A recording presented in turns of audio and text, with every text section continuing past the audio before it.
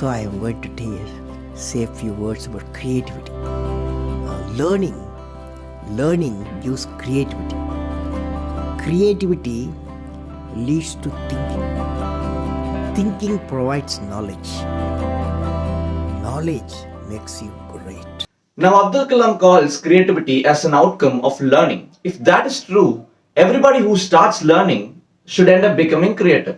But that's not the case of majority here. However, everybody who ends up becoming creative must have begun at some point with learning.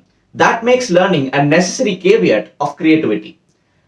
But do you not sense a disorder in this entire process? I sense. Let us try to rethink the whole process and set it right. He goes on saying, learning gives creativity. Learning is defined as knowledge acquired through study and experience. That means there is a direct correlation between learning and knowledge. And knowledge is simply defined as accumulation of facts and information. Then where does thinking and creativity come into the picture? Thinking can be defined as the process of reasoning or validating something. What is that something that we're talking about? It is knowledge.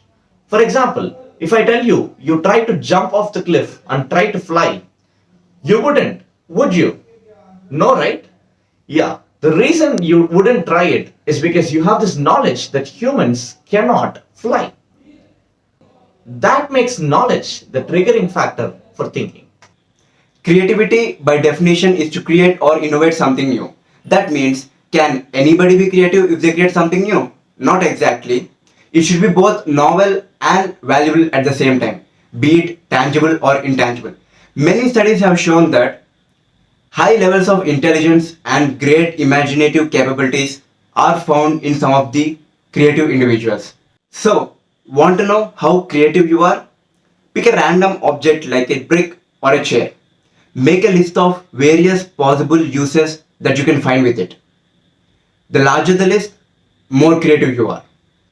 Now we have understood what creativity is. But there seems to be a link missing between creativity and other processes. What is that link? It is imagination. Tagore said, mind is itself the principal element of creation, while Ken Robinson said, creativity is the applied imagination.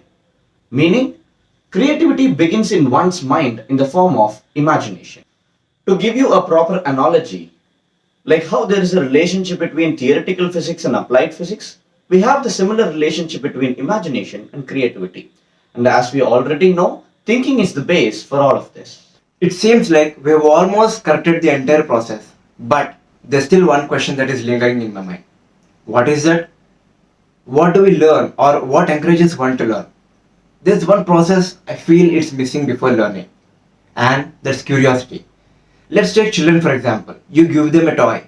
Would they play it from the get-go?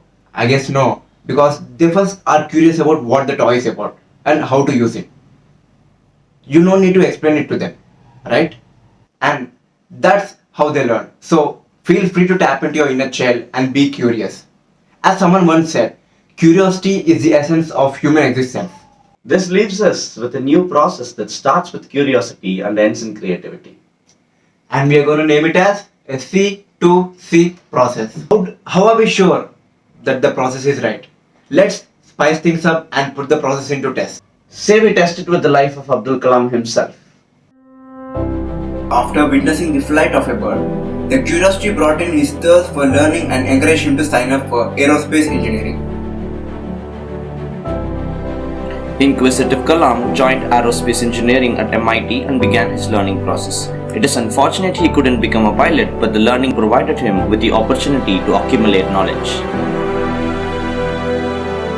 With further training in NASA and ISRO for 2 decades, he mastered the knowledge of rocket science and launch vehicle technologies.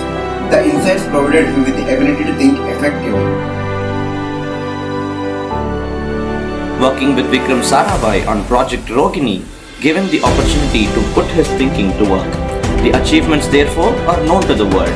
He did not stop there. He went on to imagine a great future for India.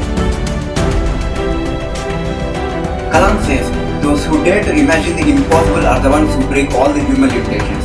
No doubt, he put India on the missile map of the world, imagined a strong and respected nation.